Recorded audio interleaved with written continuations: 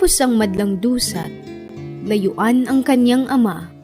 Sumapit din sa Berbanyang, sa sakunay ligtas sila.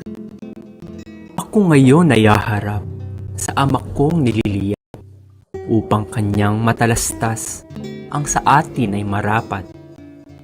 Kaya giliw mayag ka nang, dito'y iwan mo na kita. Pangako ko at umasang, mamayari kapiling ka. Kung gayon ay isang hiling, Ang kay Doña Mariang Turing, ipangako mo sa akin, ito'y di mo lilimutin.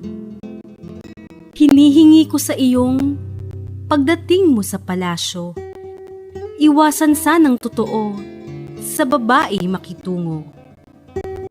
Ang hiling ko pag nilabag, asahan mong mawakawak, ang dangal ko't yaring palad, sa basahan matutulad.